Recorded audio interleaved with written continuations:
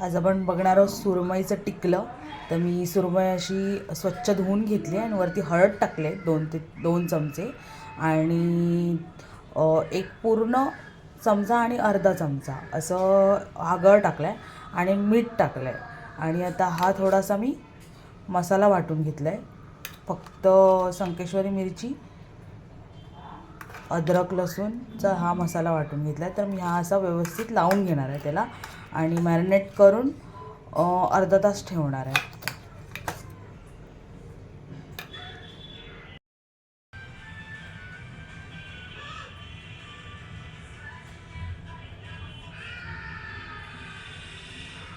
तर सुरमईचं टिकलं बनवण्यासाठी मी हे सगळं सामान घेतलं आहे. तर हे अद्रक आहे, ही लसणाच्या काही तुकडे घेतले आहेत मी. 2-3 लसूण मोठे मोठे होते, चायनीज लसूण, त्याचे मी असे तुकडे करून घेतले आहेत. फोडणीसाठी कढीपत्ता, संकेश्वरी मिरची, एक हिरवी मिरची घेतली आहे, कोथिंबीर घेतली आहे, इथे मी कोकम घेतले आहेत, 2 टोमॅटो घेतले आहेत चिरून, आणि ही तिरपळं गावी भेटतात ती, आणि त्याच्यानंतर हे कांदा आणि 1 बाउल खोबरं, आणि ह्याच्यामध्ये मी धणे घालणार आहेत आणि थोडीशी बडीशोप घालणार आहे. आणि हे सगळं मी आता वाटण करून घेणार आहे.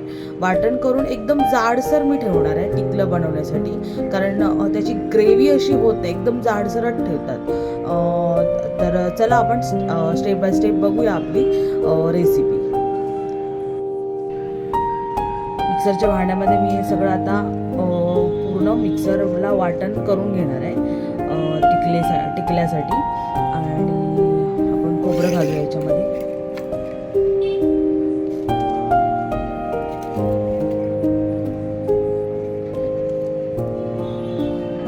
जे आपण वाटण केले ते होते त्यात व्यवस्थित फ्राय करून घ्यायचं.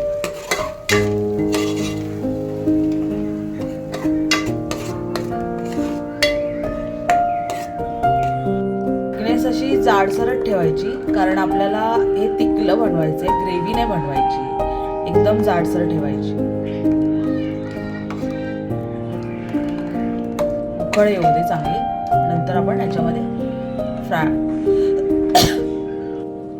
मासे टाकतो. वरून 2 ते 3 स्पून चवीपुरतं, चवीनुसार तुमच्या, थोडंसं मीठ घालून घ्यायचं. उकळ आलेली आहे व्यवस्थित, तर आतमध्ये आपण सुरमई टाकूया.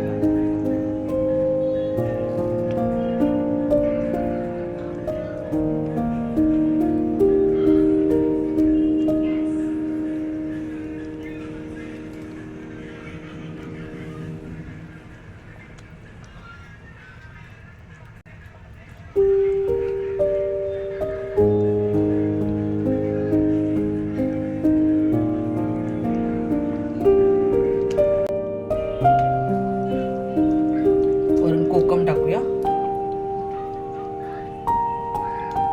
टिकलं आणि कोकम नाही तसं होऊ शकत व्यवस्थित.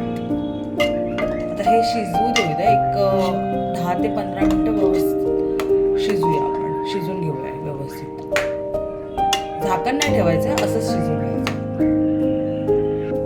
इकडे सुरमईचं टिकलं आणि इकडे सुरमई फ्राय आपलं रेडी झालेलं आहे.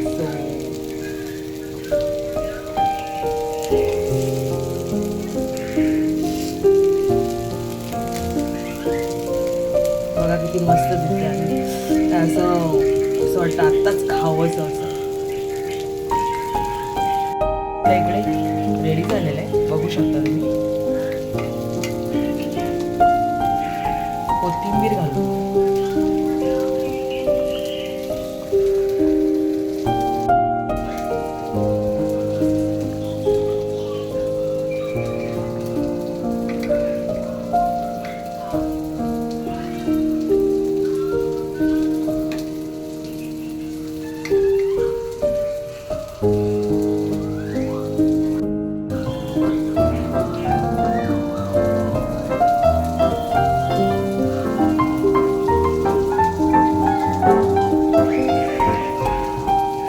तर